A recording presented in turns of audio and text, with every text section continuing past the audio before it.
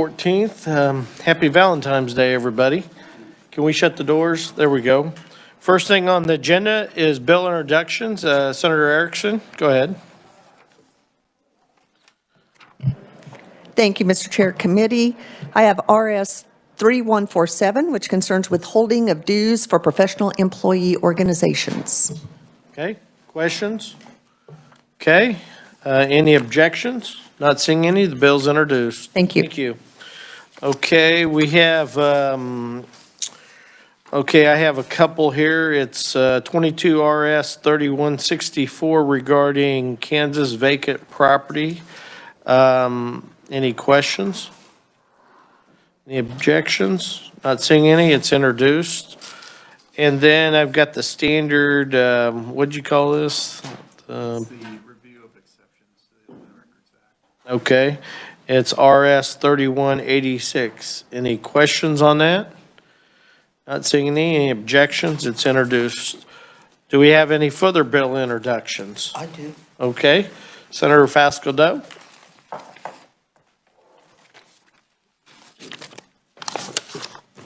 Go ahead. Thank you, Mr. Chairman. The bill request is concerning public records, and the RS number is 3194, and I do have a copy of it for Michael. Thank you, Mr. Chairman. Questions? Any objections? The bill's introduced. Thank you. Any further bill introductions? Not seeing any.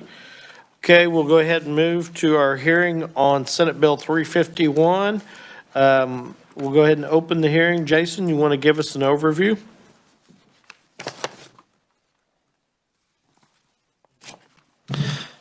Thank you, Mr. Chairman, members of the committee. Senate Bill 351 makes amendments to various statutes that govern the acquisition and use of electronic and electromechanical voting systems.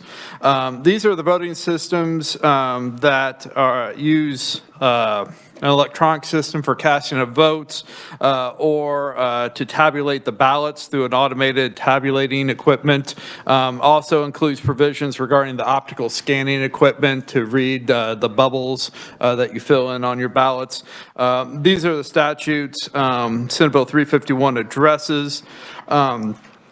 Currently, the law provides for how the county election officials may acquire and use these systems, including testing both before and after the election day, and criteria for the Secretary of State and reviewing and approving such systems for use by the local county officials.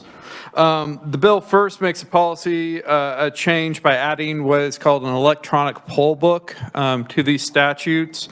Electronic poll book is an electronic list of the registered voters that can be transported to the polling place and also is available for the voters to sign, just like a standard hard copy poll book. It's just electronic, and so it connects oftentimes back to the county election office to keep a real tab on the voters who have signed and voted on election day. The bill adds this term throughout the statute so that the provisions that govern electronic voting systems also govern these electronic poll books in terms of their acquisition and use by county election officials. There's also a provision that the books can only be only those electronic poll books that have been certified by the Secretary and are operated so that the network connectivity meets the Secretary's security standards. Those are the only ones that can be acquired and used by the county election offices. The second change under the bill adds a new restriction on the use of electronic and electromechanical voting systems. This new restriction prohibits any component from having the capability of connecting to the internet or any other local area computer network or any wireless network or communication device. So no outside connections to those machines would be permitted under 351. And then finally, the bill would require that notice of the pre-election testing of the systems be published on the county's website, if there is one. So there is a pre-election day testing that goes on for these systems and optical scanning equipment, and the county has to make those open to the public to witness. The bill would simply add the requirement that notice of when that testing is going to occur be published on the county's website if the county has one. Then current law requires that the test be repeated after the canvass of the votes.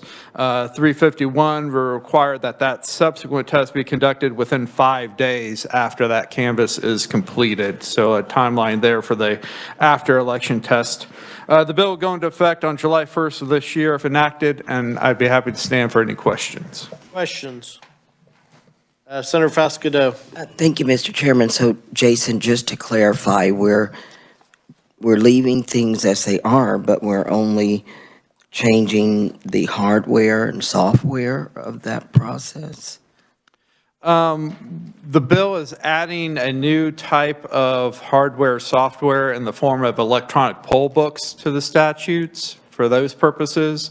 And then it's including a restriction on the voting systems, the current electronic voting systems, that no component of those voting systems can connect to the internet or to any other wireless network or communication device. Further questions? Not seeing any? Thank you, Jason. Oh, okay. Thank you, Senator Straub.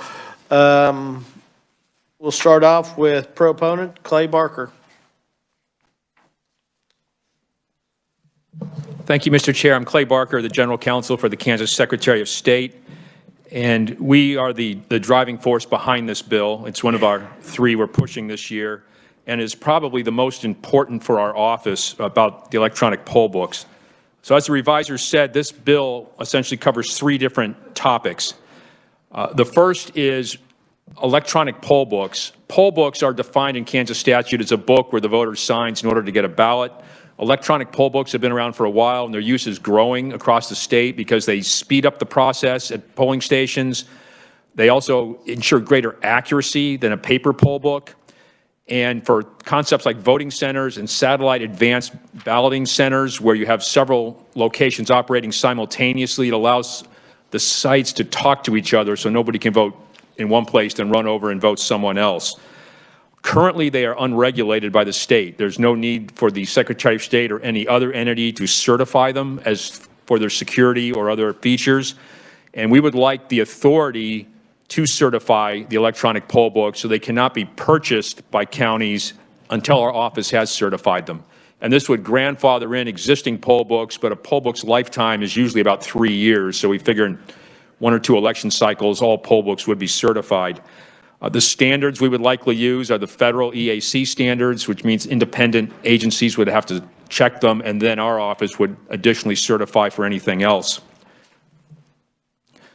And just to be clear, sometimes this gets confused. A poll book is not a piece of voting equipment. The poll book is what's used to check the voters in. It is not connected to the actual voting equipment. That brings me on to the second change we're recommending in this bill.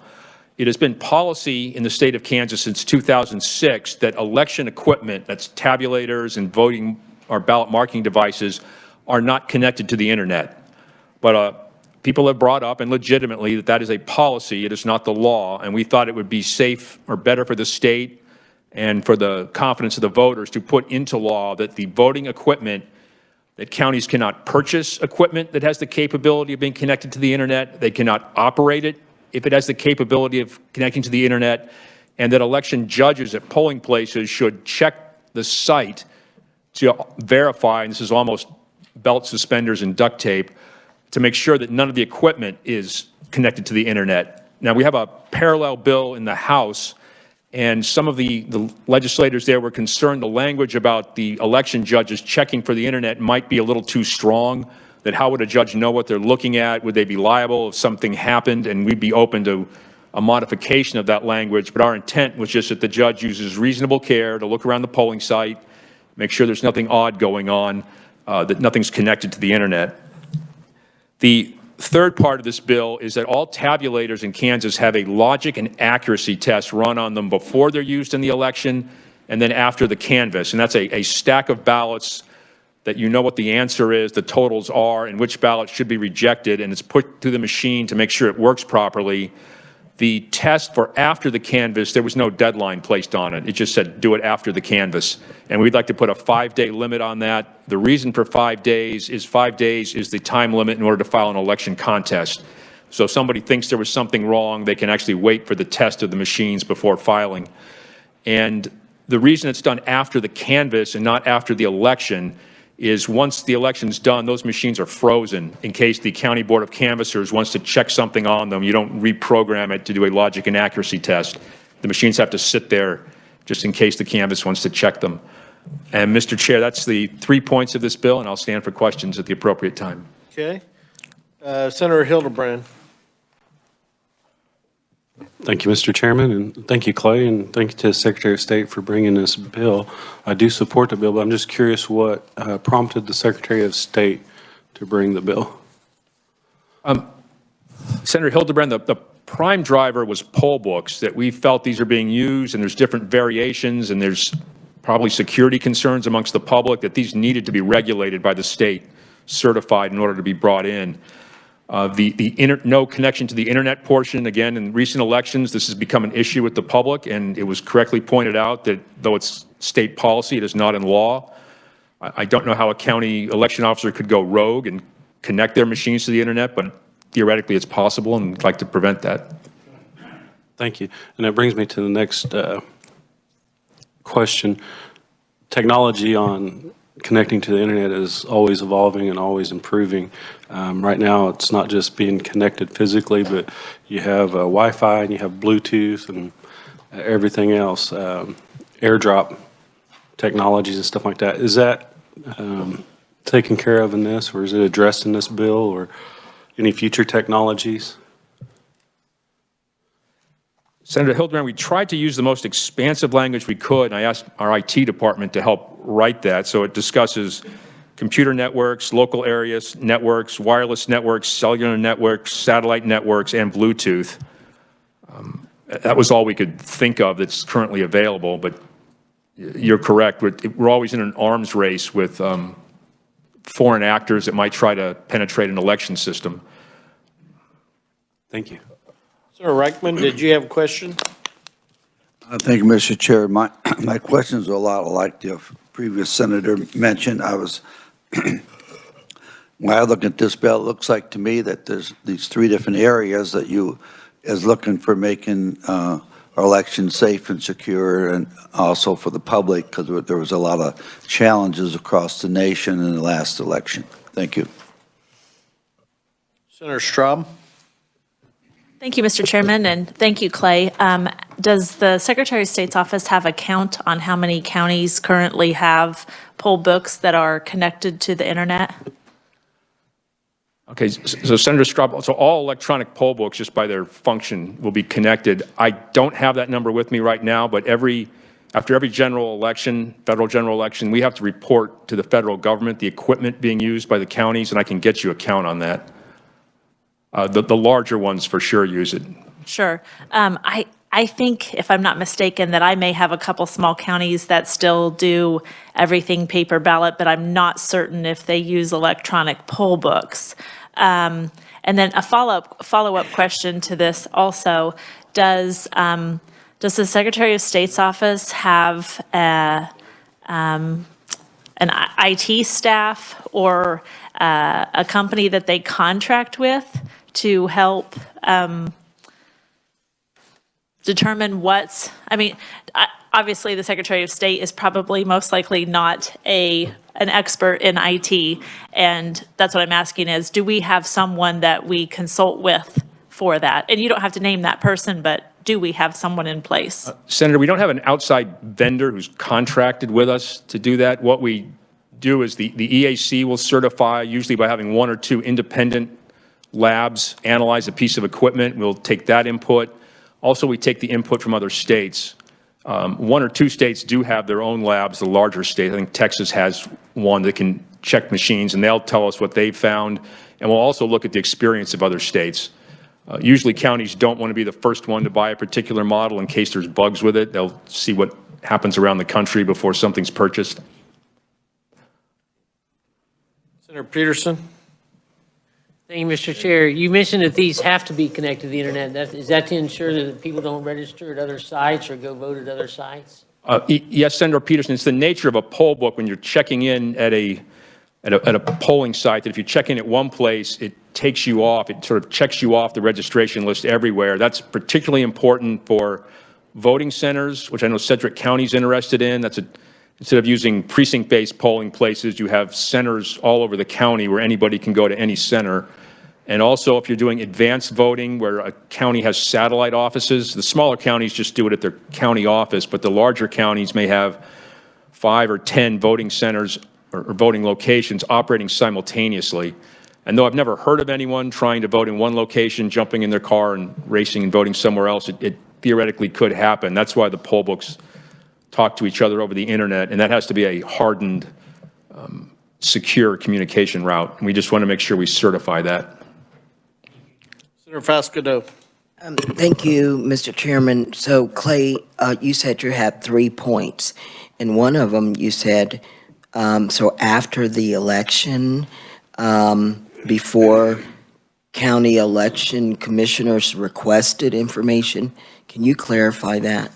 Sure, Senator. It's the tabulators, the machines that count the ballots in most counties, they must be tested both before and after the election. And there's a timeline for when they must be tested before the election. Again, that's a test deck. You have a stack of ballots where you know what the answer is, how many votes for each office, how many ballots should be rejected by the machine. But the current statute doesn't have a cutoff for when it's tested after the election. And we wanted to just put in 5 days after the canvass. Otherwise, a county could follow the law and not test it for months. Okay. Senator Hildebrand. Thank you, Mr. Chairman. And just a clarification, Clay, if you would mind. I think Senator Straub had asked about how many had the electronic poll books. Correct me if I'm wrong, but HAVA, Help Americans Vote Act, requires real-time poll book, right? Or am I wrong? I believe you're correct, Senator. I was interpreting your question whether a county uses it only electronic poll books, as opposed to just some can use paper and have a poll book also. I will get an answer to your question, Senator. Thank you. Senator Straub. Thank you, Mr. Chairman. Okay, so the poll books are connected to the internet. Do most county systems have their poll books then connected in some way on a network or something to the voting equipment? Because if you have electronic voting equipment, doesn't that electronic poll book, you know, throw you a code or something that tells you which ballot to give that voter? So are the voting machines on the same network as the poll books? Senator, the voting machines have no ability to be connected by wireless. So the poll books can communicate with each other if that's how the county wants to use them, or they could be wired together. And you're right, you check in. If you haven't seen an electronic poll book, they're usually a computer tablet, and you slide your driver's license through it, and your information pops up. And the really advanced ones, your picture will pop up too, so they can do a quick ID. And that will tell you which ballot style the person should get, but then that's given to you usually on a little piece of paper or some other way of communicating with the voting machine. So the poll books and the voting machines never connect by wireless. It's a physical connection. Perfect. That's what I was getting at. Thank you. Further questions? Not seeing any. Thank you, Clay. Thank you, Senator. We've got several written.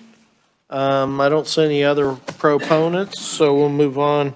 There's one written opponent, and we have one neutral. Rick Python? I don't know if that's, okay. Are you on the virtual?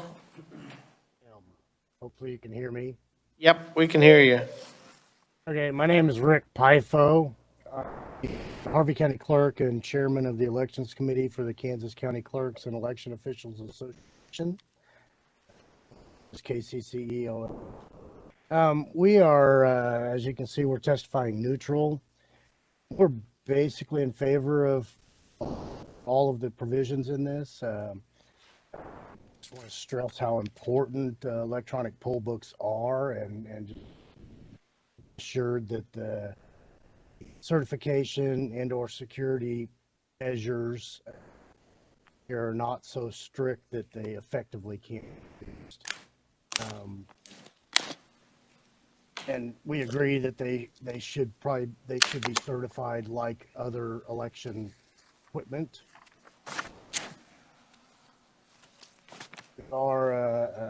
Said, you know, these are totally separate systems. Poll books are separate from the voting. So, as Clay said, or Mr. Barker said, poll books do need to be connected to each other, some form. See on election day how many voted. They could talk to each other to ensure that people check in on multiple locations. We are a little concerned, like he said, about how election judges could prove a negative as far as what the voting system's not. Otherwise, basically in favor, and I would stand for questions. Okay, do we have any questions? Not seeing any. Okay, I don't see any other neutrals, so we'll close the hearing on Senate Bill 351. Let's go ahead and move to our second bill. We'll open the hearing on Senate Bill 390. Jason, you want to give us an overview?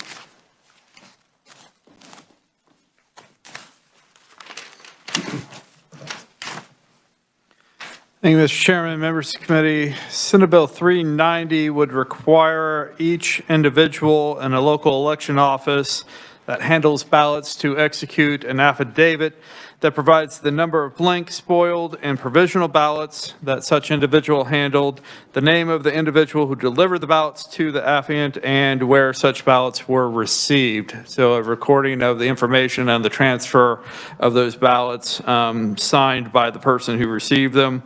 It would also require the Secretary of State to develop a system for the creation and execution of these affidavits in consultation with local election officials, and the bill would go into effect on July 1st of this year if enacted. I'd be happy to stand for any questions. Questions? Senator Fasca, no?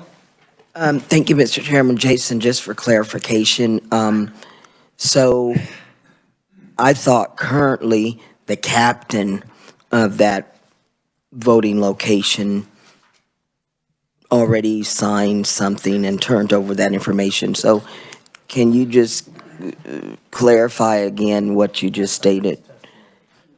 I believe under current law and rule and regulations, there is a chain of custody system for ballots. I will let Mr. Barker expound further on that, seeing as he is the expert on that. The bill simply requires an affidavit system that county election employees who are handling the ballots would execute, sign an affidavit that would provide the information under the bill regarding the ballots being transferred from individual to individual.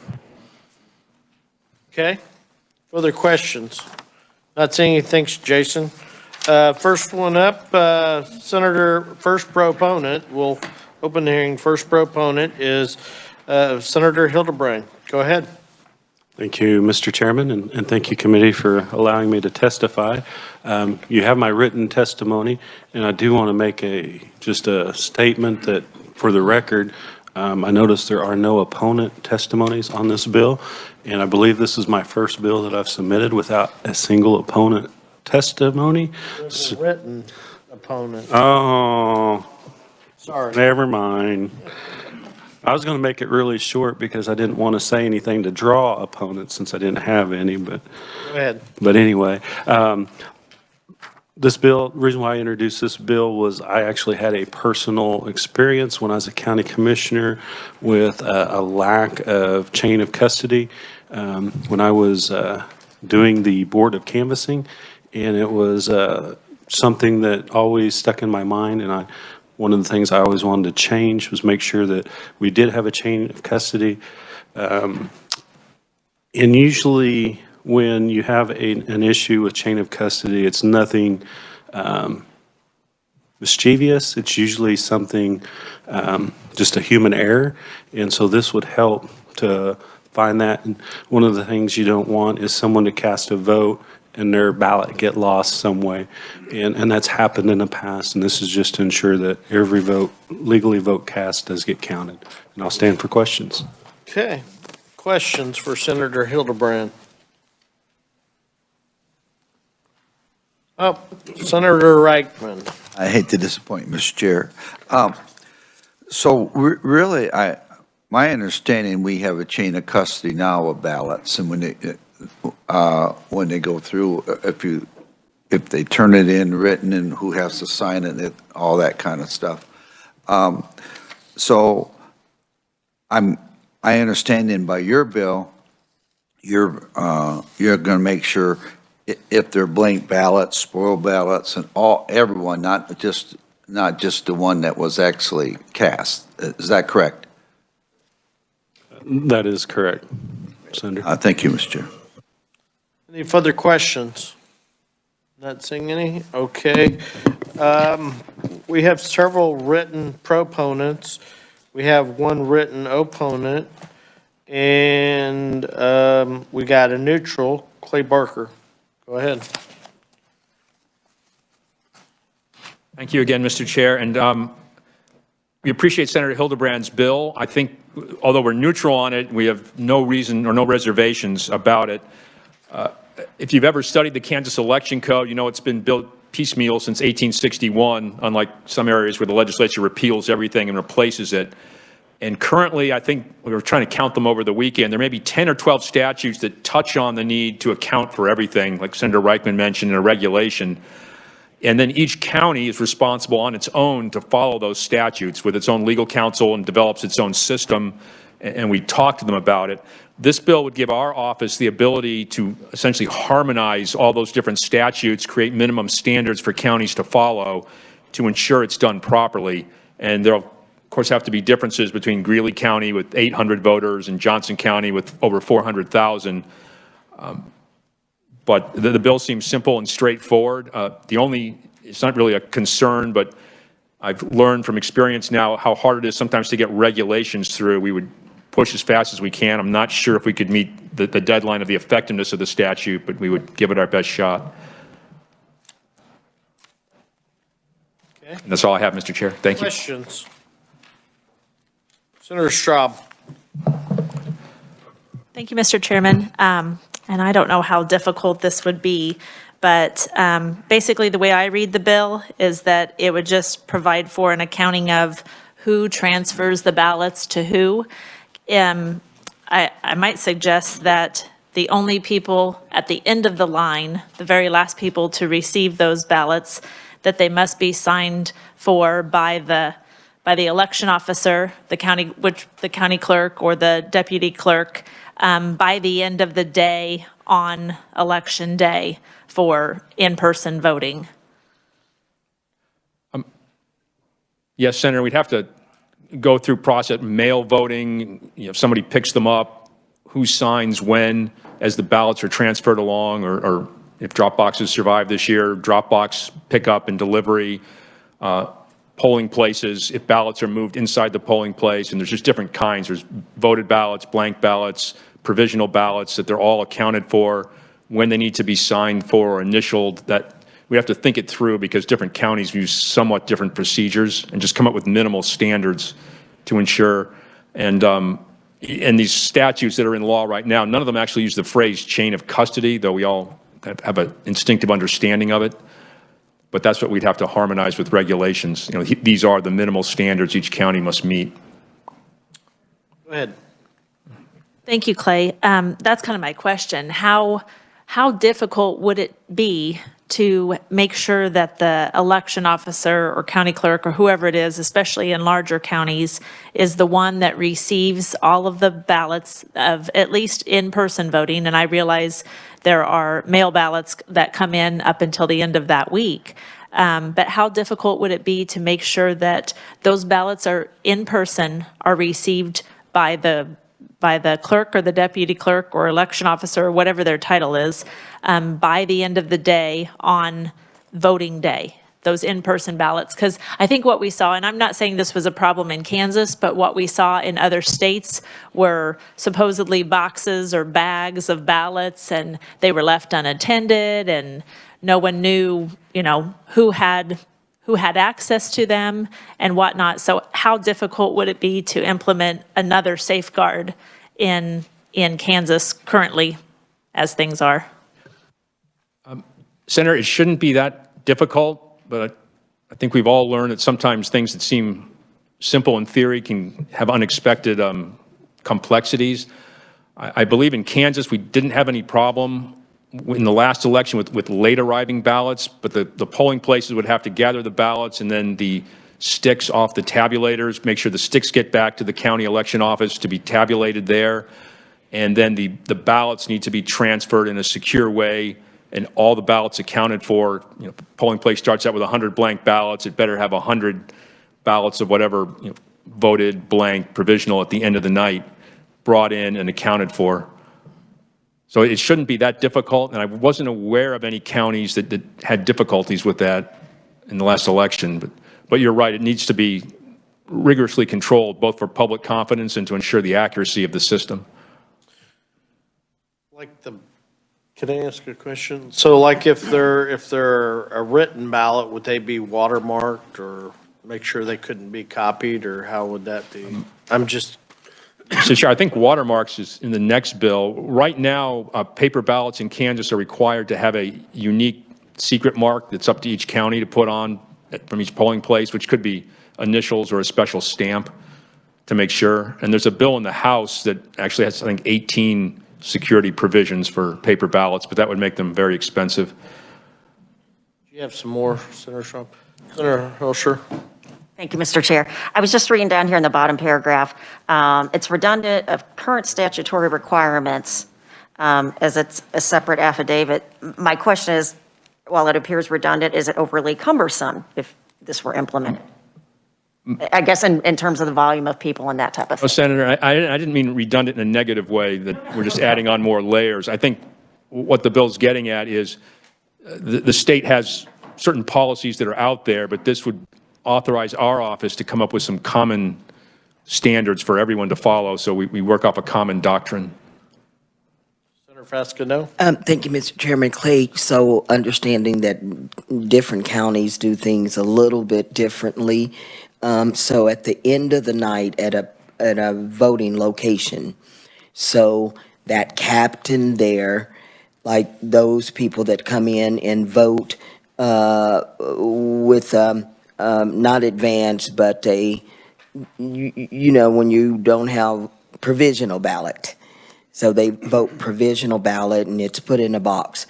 So is there a county clerk that comes by to pick up those provisional paper ballots, or are they delivered that same night by that captain at that voting location?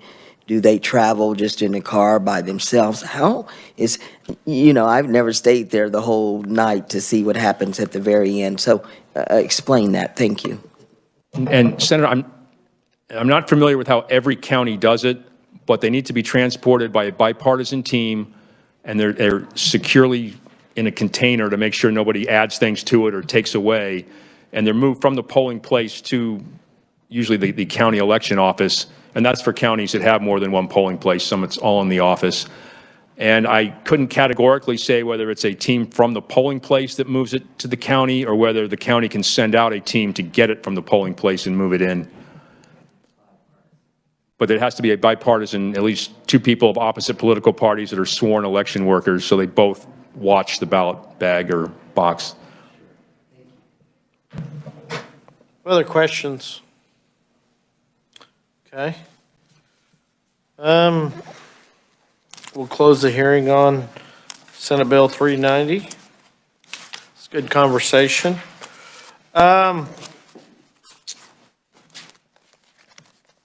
We have two bills here, 351. If there's no objections, we could work at today, 351.